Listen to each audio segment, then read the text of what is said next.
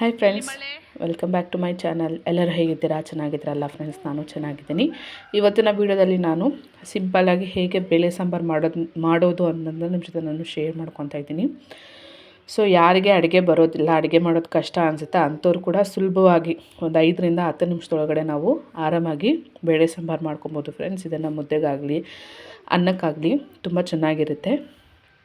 ಇವಾಗ ಹೊಸ್ದಾಗಿ ಮದುವೆ ಆಗಿರೋರು ಇರ್ತಾರೆ, ಸೊ ಅವ್ರಿಗೆ ಯಾವುದೇ ಅಡುಗೆ ಮಾಡೋಕ್ಕೆ ಬರಲ್ಲ ಅಂದರೂ ಕೂಡ ಇದನ್ನು ಅವರು ಆರಾಮಾಗಿ ಮಾಡುವಂಥ ಒಂದು ರೆಸಿಪಿ ಆಗಿದೆ ಫ್ರೆಂಡ್ಸ್. ತುಂಬ ಈಸಿನೇ, ತುಂಬ ಯಾವುದೇ ಏನು ಹೇಳ್ತಾರೆ ಕಷ್ಟ ಅಂತ ಅನಿಸೋದಿಲ್ಲ. ಒಂದು 5ರಿಂದ 10 ನಿಮಿಷದೊಳಗಡೆ ನಾವು ಈ ಸಾಂಬಾರನ್ನ ಮಾಡ್ಕೊಬೋದು.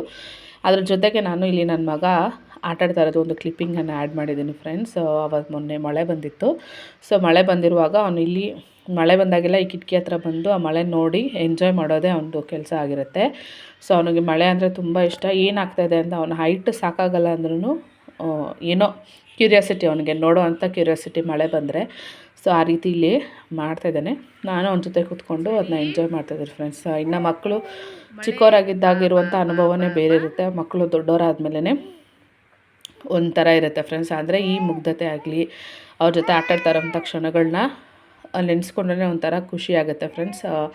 ಸೊ ನಾನು ಆ ಥರ ಯಾವುದೇ ಮೂಮೆಂಟ್ನ ಮಿಸ್ ಮಾಡ್ಕೊಳ್ಳೋದಕ್ಕೆ ಇಷ್ಟಪಡೋದಿಲ್ಲ. ನಾನು ಅವನ ಜೊತೆ ಎಷ್ಟಾಗುತ್ತೋ ಅಷ್ಟು ಟೈಮ್ನ ಸ್ಪೆಂಡ್ ಮಾಡ್ತಾನೆ ಇರ್ತೀನಿ. ಸೊ ಅವತ್ತಿನ ದಿವಸ ನನ್ನ ಮಗಳು ಕೂಡ ಬಂದಿದ್ಲು. ಸೊ ಈ ಮಳೆಯೆಲ್ಲ ನಿಂತಾದ್ಮೇಲೆ ಅವಳು ಬಂದಮೇಲೆ ಇಬ್ಬರೂ ಆಡ್ಕೊಂಡಿದ್ರು ಫ್ರೆಂಡ್ಸ್. ಈಗ ಹೇಗೆ ಬೇಳೆ ಸಾಂಬಾರು ಮಾಡೋದು ಅನ್ನೋದು ನಿಮ್ಮ ಜೊತೆ ನಾನು ಶೇರ್ ಮಾಡ್ಕೊತೀನಿ ಫ್ರೆಂಡ್ಸ್. ಇಲ್ಲಿ ನೋಡ್ಬೋದು, ನಾನು 2 ರೀತಿಯ ಬೇಳೆನ ಯೂಸ್ ಮಾಡ್ತಾಯಿದ್ದೀನಿ.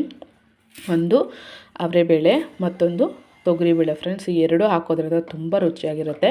ನಿಮಗೆ ಅವರೆಬೇಳೆ ಇಲ್ಲ ಅಂತ ಆಗಲಿ ಅಥವಾ ತೊಗರಿಬೇಳೆ ಇಲ್ಲ ಅಂದರೆ ಈ 2ರಲ್ಲಿ ಯಾವುದ್ರಲ್ಲಿ ಕೂಡ ನಾವು ಒಂದರಲ್ಲಿ ಬೇಳೆ ಸಾಂಬಾರನ್ನ ಮಾಡ್ಕೊಬೋದು.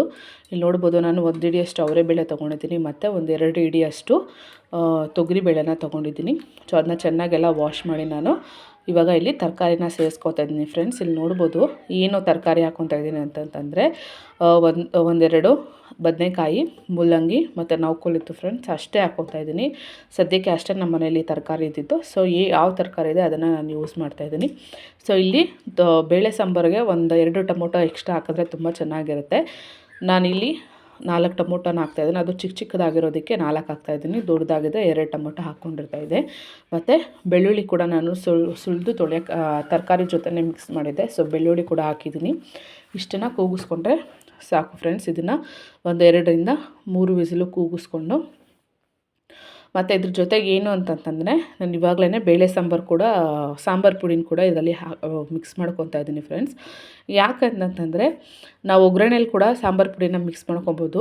ಬಟ್ ಈ ರೀತಿ ಕುಕ್ಕರಲ್ಲೇ ಕೂಗ್ಸೋದ್ರಿಂದ ಏನಾಗುತ್ತೆ ಅಂದರೆ ಅದರಲ್ಲಿರುವಂಥ ಹಸಿ ಸ್ಮೆಲ್ಲೆಲ್ಲ ಹೋಗುತ್ತೆ ಮತ್ತು ಅದು ಬೇಳೆ ಜೊತೆ ಚೆನ್ನಾಗಿ ಹೊಂದ್ಕೊಳ್ಳುತ್ತೆ ಫ್ರೆಂಡ್ಸ್. ಆವಾಗ ಸಾಂಬಾರು ಟೇಸ್ಟೇ ಬೇರೆ ರೀತಿ ಇರುತ್ತೆ. ನಾವು ಬೇಳೆ ಬೇಯಿಸ್ಕೊಂಡು ಸಾಂಬಾರು ಪುಡಿ ಮಿಕ್ಸ್ ಮಾಡೋದಕ್ಕೂ, ಬೇಳೆ ಜೊತೆನೇ ಸಾಂಬಾರು ಪುಡಿನ ಮಿಕ್ಸ್ ಮಾಡಿ ಬೇಯಿಸ್ಕೊಳ್ಳೋದಕ್ಕೂ 2 ಸಾಂಬಾರಿಗೂ ತುಂಬ ವ್ಯತ್ಯಾಸ ಇರುತ್ತೆ ಫ್ರೆಂಡ್ಸ್. 2 ಟೇಸ್ಟ್ ಕೂಡ ಬೇರೆ ಇರುತ್ತೆ. ಈ ರೀತಿ ಮಾಡೋದ್ರಿಂದ ಟೇಸ್ಟು ತುಂಬ ಚೆನ್ನಾಗಿರುತ್ತೆ. ನಾನಿಲ್ಲಿ ಉಪ್ಪನ್ನ ಬಳಸಿಲ್ಲ ಫ್ರೆಂಡ್ಸ್. ಯಾವಾಗಾದರೂ ಆಗಲಿ ಯಾವುದೇ ಕಾಳನ್ನು ಬೇಯಿಸುವಾಗ ನಾವು ಉಪ್ಪನ್ನು ಹಾಕಬಾರ್ದು. ಉಪ್ಪನ್ನು ಹಾಕಿದ್ರೆ ಏನಾಗುತ್ತೆ ಅಂದರೆ ಅದಷ್ಟು ಚೆನ್ನಾಗಿ ಕಾಳು ಬೇಯೋದಿಲ್ಲ. ಸೊ ಅದಕ್ಕೆ ನಾನು ಯಾವುದೇ ಕಾಳು ಬೇಯಿಸುವಾಗಲೇ ಆಗಲಿ ನಾನು ಉಪ್ಪನ್ನು ಹಾಕ್ಕೊಳ್ಳೋದಿಲ್ಲ. ಸೊ ಇದು ನೋಡ್ಬೋದು ಫ್ರೆಂಡ್ಸ್, 2 ವಿಸಿಲ್ ಬಂದಮೇಲೆ ಅದನ್ನ ಓಪನ್ ಮಾಡ್ತಾಯಿದ್ದೀನಿ. ಸೊ ಮಾಡೋ ಗಡಿಬಿಡಿಯಲ್ಲಿ ವಿಸಿಲು ಕೆಳಗಡೆ ಬಿದ್ದೋಯ್ತು. ಒಂದೊಂದು ಸರಿ ಆ ರೀತಿ ಆಗುತ್ತೆ ಫ್ರೆಂಡ್ಸ್, ಏನು ಮಾಡೋಕ್ಕಾಗಲ್ಲ. ಇಲ್ಲಿ ನೋಡ್ಬೋದು ತರಕಾರಿ ಎಲ್ಲ ತುಂಬ ಚೆನ್ನಾಗಿ ಬಂದಿದೆ. ಕಾಳು ಕೂಡ ಬೇಳೆ ಕಾಳು ಕೂಡ ಚೆನ್ನಾಗಿ ಬೆಂದಿದೆ ಫ್ರೆಂಡ್ಸ್. 2-3 ಸಲ ಸೌಟಲ್ಲಿ ಈ ರೀತಿಯೇ ನಾವು ಕೈ ಆಡಿಸಿದ್ರೆ ಸ್ವಲ್ಪ ಅದು ಸ್ಮ್ಯಾಶ್ ಆದಂಗೆ ಆಗುತ್ತೆ ಫ್ರೆಂಡ್ಸ್. ಸ್ಮ್ಯಾಶರಲ್ಲಿ ಕೂಡ ನಾವು ಮಾಡ್ಕೊಬೋದು, ಬಟ್ ಅದಕ್ಕಂತ ಇನ್ನೊಂದು ವಸ್ತುನ ಮಾಡುವಂಥ ಅವಶ್ಯಕತೆ ಇಲ್ಲ. ಸೊ ಸೌಟಲ್ಲೇ ನಾವು ಆ ರೀತಿ ಮಾಡ್ಕೊಳ್ಳೋದ್ರಿಂದ ಪಾತ್ರೆ ಕೂಡ ಕಮ್ಮಿ ಆಗುತ್ತೆ. ಕಡಿಮೆ ಪಾತ್ರೆನ ಯೂಸ್ ಮಾಡ್ಕೊಂಡು ನಾವು ಅಡುಗೆ ಕೂಡ ಮಾಡ್ಬೋದು. ಇಲ್ಲಿ ಒಗ್ಗರಣೆಗೆ ಪಾತ್ರೆ ಇಡ್ತಾಯಿದ್ದೀನಿ ಫ್ರೆಂಡ್ಸ್. ಇಲ್ಲಿ ಏನೇನು ಹಾಕ್ತಾಯಿದ್ದೀನಿ ಅಂತಂದರೆ ಒಗ್ಗರಣೆಗೆ ಇವಾಗ ಇಲ್ಲಿ ಉಪ್ಪನ್ನು ಹಾಕ್ತಾಯಿದ್ದೀನಿ ಫ್ರೆಂಡ್ಸ್. ನಾನು ಹೇಳಿದ್ನಲ್ಲ ಆವಾಗಲೇ, ನಾನು ಬೇಯಿಸುವಾಗ ಉಪ್ಪನ್ನು ಹಾಕಿದ್ದಿಲ್ಲ. ಸೊ ಇವಾಗ ಎಷ್ಟು ಬೇಕು ರುಚಿಗೆ ತಕ್ಕಷ್ಟು ಉಪ್ಪನ್ನು ಹಾಕ್ಕೊತಾ ಇದ್ದೀನಿ. ನೀವು ಅಷ್ಟೇ ಬೇಳೆ ಎಲ್ಲ ಬೆಂದಾದ್ಮೇಲೆ ಉಪ್ಪನ್ನು ಹಾಕ್ಕೊಳ್ಳಿ. ಇಲ್ಲಿ ನೋಡ್ಬೋದು ಪಾತ್ರೆ ನೀಟಾಗಿ ಕಾದಿತ್ತು ಫ್ರೆಂಡ್ಸ್. ಸೊ ಇವಾಗ ಸ್ವಲ್ಪ ಸಾಸಿವೆ ಮತ್ತು 2ರಿಂದ 3 ಸ್ಪೂನು ಎಣ್ಣೆ, 1 ಈರುಳ್ಳಿನ ಕಟ್ ಮಾಡ್ಕೊಂಡಿದ್ದೆ ಫ್ರೆಂಡ್ಸ್, ಅದನ್ನ ಹಾಕಿದ್ದೀನಿ. ಮತ್ತು ಕರಿಬೇವು ಸೊಪ್ಪು, ಅರಿಶಿನ ಇಷ್ಟ ಹಾಕಿದ್ರೆ ಸಾಕು ಫ್ರೆಂಡ್ಸು ಒಗ್ಗರಣೆಗೆ. ಇಲ್ಲಿ ಇದು ಒಣಗಿದ ಮೆಣಸಿನ್ಕಾಯಿ ಅದೆಲ್ಲ ಏನೂ ಹಾಕ್ಕೊಳ್ಳೋ ಅವಶ್ಯಕತೆ ಇಲ್ಲ. ಸಾಂಬಾರು ಪುಡಿಯಲ್ಲೇ ಖಾರ ಇರೋದ್ರಿಂದ ನಾನು ಅದನ್ನ ಯಾವುದನ್ನು ಇಲ್ಲಿ ಹಾಕಿಲ್ಲ.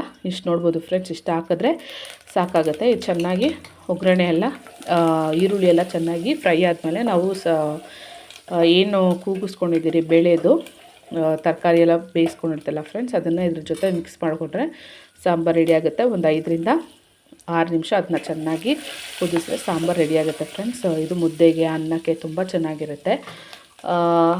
ಅಂದರೆ ಸಮಯ ಇಲ್ದಿರುವಾಗ ಅಥವಾ ನಮಗೆ ಟೈಮ್ ಕಮ್ಮಿ ಇದೆ ಅಂದಾಗ ಈ ಸಾಂಬಾರನ್ನ ಮಾಡ್ಕೊಳ್ಳೋದಕ್ಕೆ ತುಂಬ ಚೆನ್ನಾಗಿರುತ್ತೆ ಫ್ರೆಂಡ್ಸ್. ನಮ್ಮನೇಲಿ ಎಲ್ಲರಿಗೂ ಈ ಸಾಂಬಾರು ಇಷ್ಟ. ಈ ರೆಸಿಪಿ ನಿಮಗೆ ಇಷ್ಟ ಆಗಿದ್ದರೆ ಪ್ಲೀಸ್ ಒಂದು ಲೈಕ್ ಮಾಡಿ ಫ್ರೆಂಡ್ಸ್, ಮತ್ತು ತಪ್ಪದೆ ಸಬ್ಸ್ಕ್ರೈಬ್ ಮಾಡ್ಕೊಳ್ಳಿ. ಈ ಸಾಂಬಾರನ್ನ ನೀವು ಟ್ರೈ ಮಾಡಿ ರುಚಿ ಹೇಗಿತ್ತು ಅಂತ ಕಮೆಂಟ್ ಮಾಡಿ ಫ್ರೆಂಡ್ಸ್. ಹೀಗೆ ನನ್ನ ಸಪೋರ್ಟ್ ಮಾಡಿ ಅಂತ ಕೇಳ್ಕೊತ ವೀಡಿಯೋನ ಇಲ್ಲಿಗೆ ಎಂಡ್ ಮಾಡ್ತಿದ್ದೀನಿ friends. Thank you so much for watching.